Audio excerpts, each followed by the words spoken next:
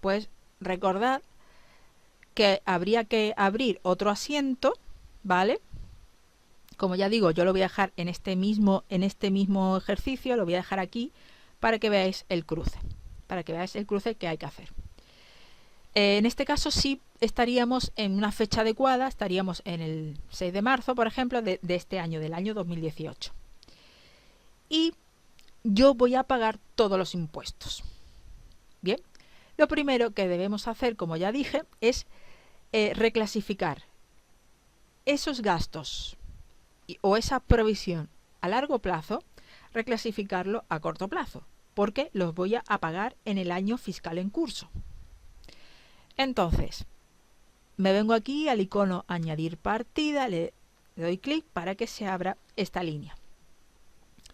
Y en este caso la reclasificación se hace de la siguiente manera. La cuenta 141, le doy a la tecla más del teclado numérico para que se abra la búsqueda incremental y elegir la subcuenta que necesito, que es esta cuenta, provisión para impuestos a largo plazo. Le doy doble clic y aquí pongo reclasificación del año 2018, por ejemplo. Bien, le doy a Enter. Bien, ahora esta subcuenta, ¿dónde va ahora? ¿En el debe o en el haber? Para hacer esta reclasificación, como vemos, la subcuenta 141 entró en el haber. Por lo tanto, ahora mismo esta subcuenta está en el haber. Y para reclasificarla, esta subcuenta 141 hay que ponerla en el debe. ¿Vale? 1190 y la ponéis en el debe. Trasladáis, ¿cómo lo explico? Trasladáis la cuenta 141 del haber, lo ponéis en el debe. Le damos a Enter, Enter, Enter y se abre la siguiente línea para que el Contaplus me cuadre el asiento. ¿Cuál es ahora la subcuenta que hay que utilizar? La subcuenta 5, creo que era la 5291. Le doy a la tecla más del teclado numérico. Se abre la búsqueda incremental para elegir la subcuenta que necesitamos, que es esta, que obviamente yo ya en este caso la he creado previamente. Que sería, como establece el Plan General Contable, es una provisión para impuestos a corto plazo. Le doy doble clic, le doy a Enter y esta nueva subcuenta, ¿dónde va? ¿En el debe o en el haber? Esta nueva subcuenta va en el haber. ¿Por qué? Le doy a Enter, Enter, Enter, Enter. ¿Y por qué esta nueva subcuenta 5291 va en el haber? Porque si os fijáis, hemos cambiado una subcuenta de largo plazo a corto plazo. Y si os fijáis, mi deuda cuando nace en el haber. Seguimos teniendo una deuda, seguimos teniendo un gasto que vamos a pagar. Y simplemente lo que hemos hecho, pues ha sido, yo me lo explico a mí misma como si fuera un cambio de nombre. Antes se llamaba a largo plazo y ahora se llama a corto plazo. Pero en la contabilidad lo que se utiliza son subcuentas, se utilizan números.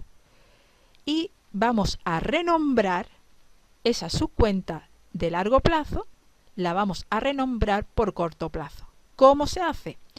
Pues como ya vimos, llevando la subcuenta a largo plazo, la provisión a largo plazo, la llevamos al debe, ¿vale? Porque había entrado en el haber, la llevamos al debe y la subcuenta a corto plazo la ponemos en el haber. Y de esa manera, aquí seguimos teniendo una deuda, que sería una deuda a corto plazo. Y como sabemos, las deudas cuando nacen en el haber. Y seguimos teniendo una deuda que tiene que estar en el haber. ¿Vale? Espero que se haya entendido, porque así se hacen las reclasificaciones para todo tipo de cosas, ya sea por ejemplo para el leasing o para los préstamos. También se hace una reclasificación así, tal cual, como esta, ¿vale? Yo espero algún día hacer un tutorial de leasing o de préstamos, pero ya os digo que una reclasificación se hace de la misma manera.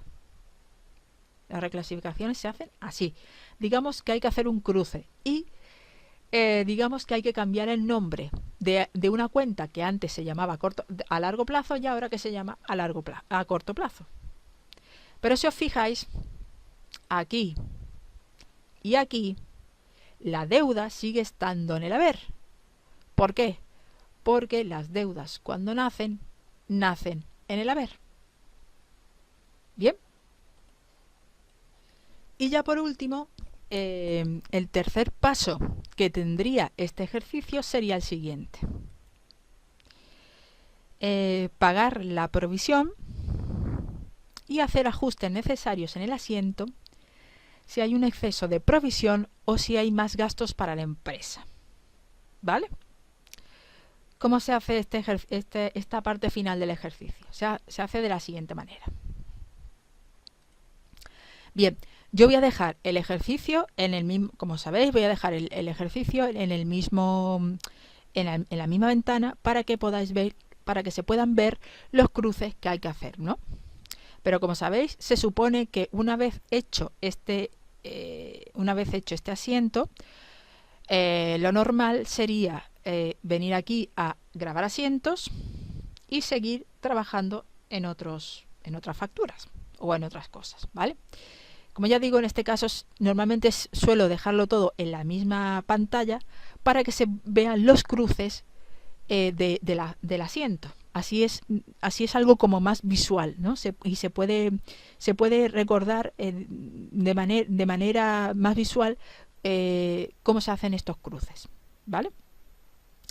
Bien, nosotros ya hemos hecho la reclasificación de estos gastos para impuestos de largo plazo a corto plazo. ¿Por qué? Porque los vamos a pagar. Porque en este año los vamos a pagar.